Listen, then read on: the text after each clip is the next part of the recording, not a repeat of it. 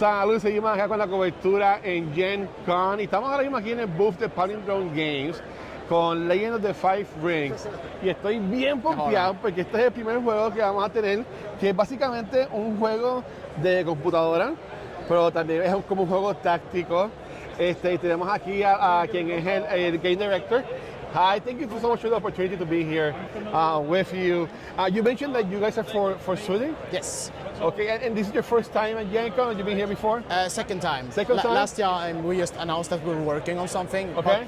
But right before this we revealed it and revealed trailer and everything. So it's really fun to like showcase the game at the floor, and both old fans and new fans just getting a taste of it, and it's been super positive so far. And from my experience, this is one of the, there's not so many like video games here shown. What has been the feedback from the people coming in and seeing that you're also showing up a video game? Yeah. It's a tactics video game, but it's a video game like in a board game convention. Exactly. So one of the like good things about this is just the kind of transmedia cooperation between Asmodee and us. Okay. They wanted to kind of build up the Legend of Five Rings and revitalize the universe again. Okay. And that's why a video game fits so perfectly.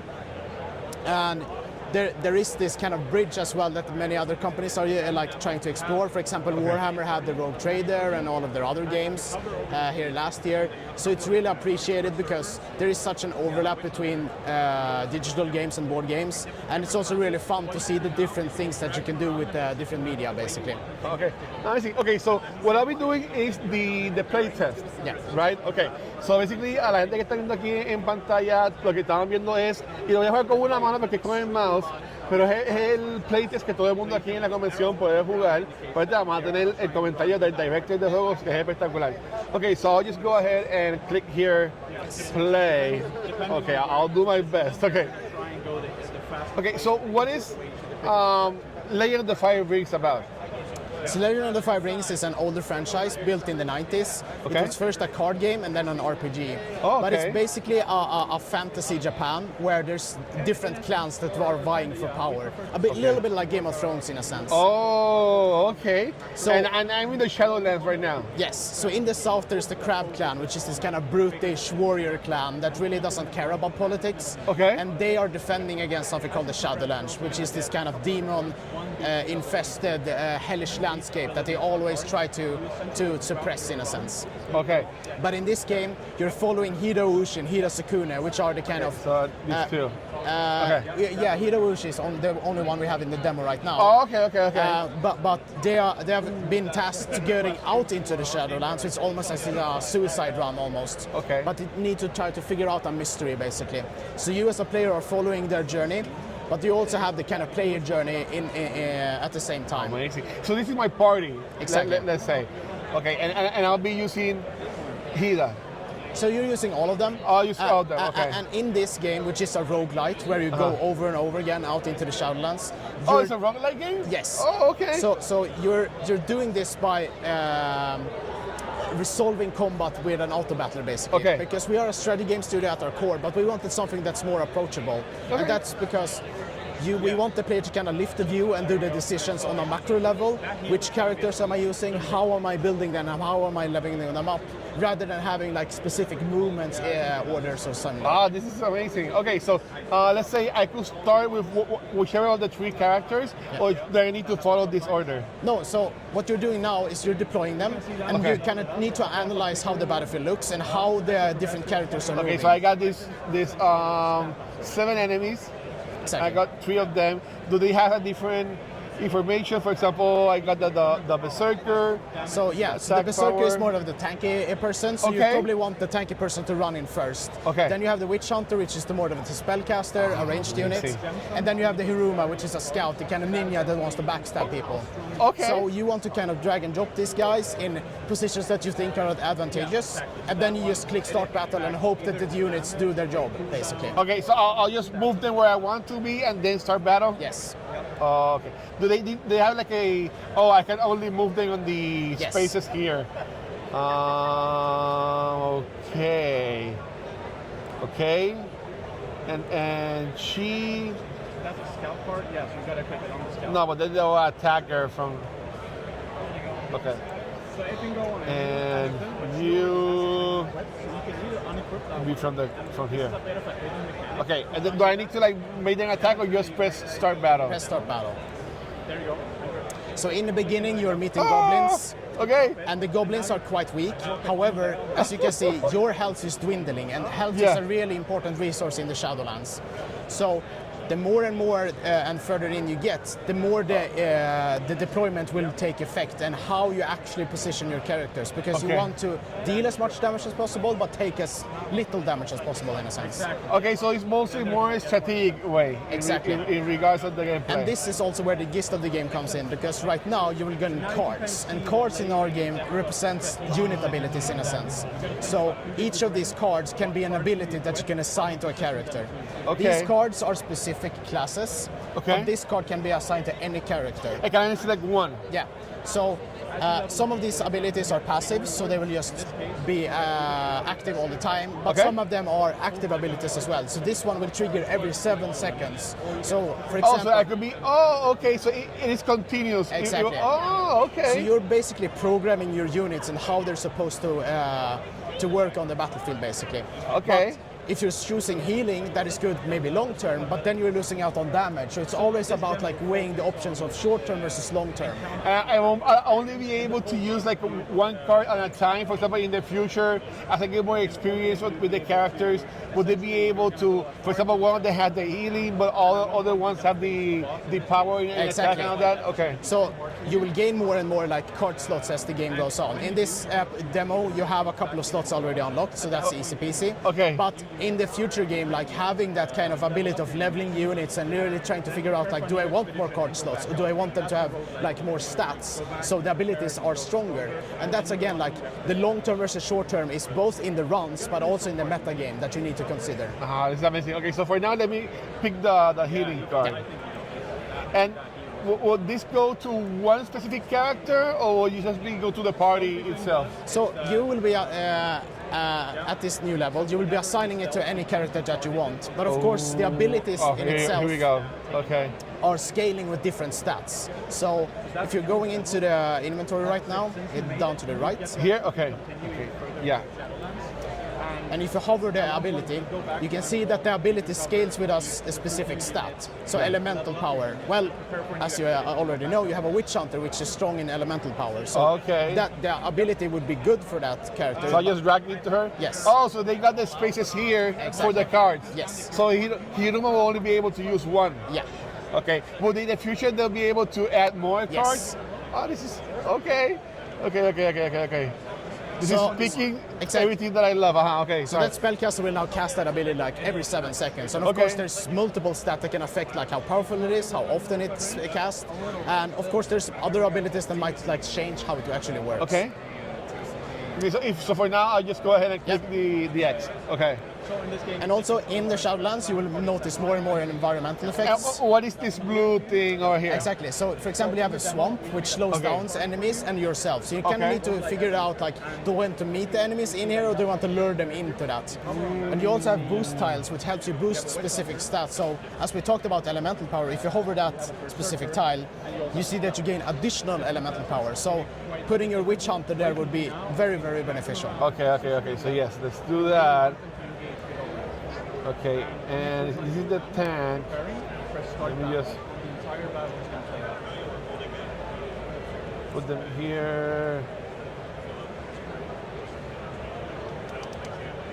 Okay, and then just press start. Let's see. Yes. Let's see how it goes. I got kind of similar vibes. Oh. So as you can see, you kind of got stuck in the swamp, Yes. which wasn't optimal potentially. But at the same time, you have your scout that runs around, which is really, really good. But you also have your kind of artillery that just deals damage all over. Oh, okay. And will they always like move in a automatic way? For example, I won't be able to like trust the path I would like them to walk through or something like that? So again, at our core, we want it to be an auto battle just because we want the player to focus on the macro decisions. We are experimenting with ways to see if we can nudge that, but we still want to have that balance of like the player should be doing this rather than just microing the battle in itself. Okay, so now I'll pick an attack card to have it. So And there's item cards as well, which helps boost the different stats. So of course, like combining item cards and ability cards can really make cool builds. Okay. Does the color matches the player I'll be able to assign it to? Yes. So you have like the different classes up here, showing the icons and also saying which exact character it must be on. Oh, okay. So this one will go again to the witch. Yes. Right? If I wanted to give something to my tank, it will be this one. Yeah. But you can also take the classless card because that can be on any character. Oh, okay. So let me put this one and put it on the tank so he can get more. Oh, this is amazing. Okay, but this is a yellow one. Does it give like more power or? It gives extra defense. Okay. So the issue here is that there's a lot of traps around the map which you can use to kind of lure the enemies in. But there's also the risk of your units running into them and taking damage. Okay. So it's always the kind of, should I put them into an advantageous position or is it something else? And I wanted to show you a little secret here because this is an item component. So if you drag that card out here, Sorry. So put that there and drag that card out here. This is a kind of a prototype situation. So, Okay, don't worry. but if you drag that card over that card, you're combining that into a new kind of armor piece. And those items are really, really powerful. Oh, so I drag them like in top? Yeah. Ah, And now you okay, can it will combine show them. me. Yeah. Oh. So now you're getting an epic item, and these items have special passives that can really help enhancing different abilities and stuff. And now he has it on. Yes. Equipped. Oh, okay. Okay, let me see this one. Okay, so Hida. And now that Hida has low, but if I have selected the potion, I will be able to up or increase his health, right? Yes. In that regard. Okay. So let me just. As you go further and further into the Shadowlands, you are going to face harder and harder.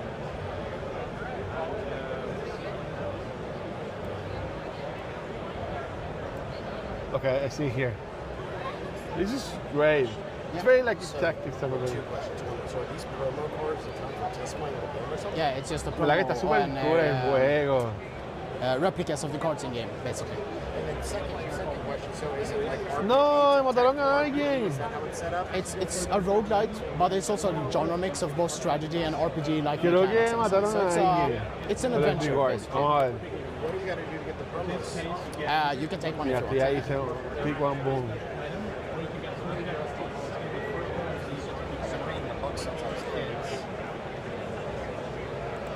I think one of my characters died. Yeah, you can take one of each.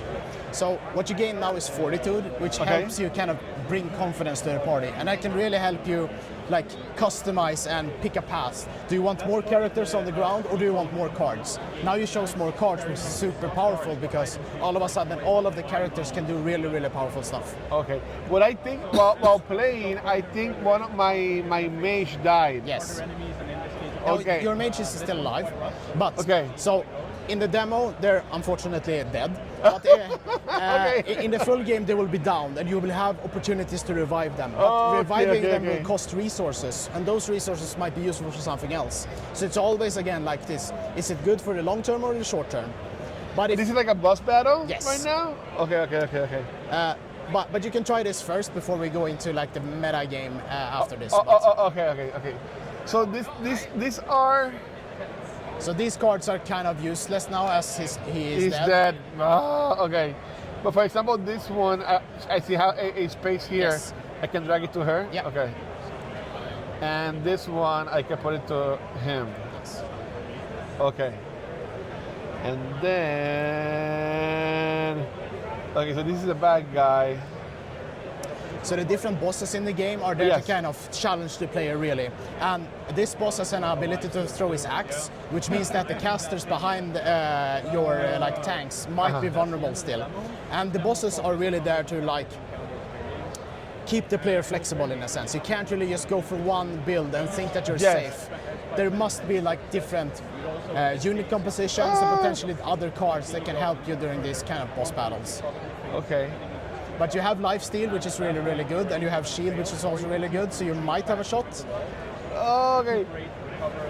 No. But your damage dealer died, so potentially it's gonna be a close one. No. Back to the wall, prepare for new So it is not always to go head on with Yeah. the tank, like I did. It's not always the good thing. Okay, Oh, so, you did it. Oh, okay. Life still saves the day. Nice job. No, this is an amazing game. Okay, so in regards of the game, I know that when we were talking before starting the recording, you mentioned it will be for Steam. Yes. Is there like a wish list right now that people can go ahead and wish list, Yes. or for example, will there be a demo soon available on Steam, or when are you planning to release the game? So we don't have an official release date just yet. So Okay. I'm just saying soon. Yeah. It's Steam first. Hopefully in the future we can do more platforms, but of course Steam is the one that we're doing. Yeah. And you can wishlist it right now, and that would be greatly appreciated Of as well. course. But I just wanted to kind of cap off, once you either win or lose the kind of run, you go back behind the wall and you Okay. can build up your kind of watchtower and recruit new units, level the units up, and really increase your potential over time, so that each run is kind of partly decided when you go out, because for example if you go full on scouts or full on witch hunters, you will obviously have a lot of people doing magic, but it's still the kind of runs that you need to adapt against. So there will be different enemies, there will be different bosses, and there's also the narrative which will unfold as you go along Okay. and really give this a grander adventure feeling in a sense. This has been amazing. We're not giving like any awards or anything, but from my point of view, this is the best game I've seen in all 3 days. So once again, thank you so much for the opportunity. For example, people wanting to get to know more about the company, for example, Palindrome Games, or wanting to know more about Shadowveil. You got social media, like Instagram, or where people find you? No, I would say like the Steam page is probably where we will update Okay. the most Okay. in the future. Hopefully we can do more social media. Right now I'm doing it as well, but I have a lot more Oh, things Felix, to you're doing all hats, okay. so hopefully we can get a person to do that, but I would say the Steam page is where we will update the most. Amazing. So thank you so much for your time. Thank Thank you you so for much. playing.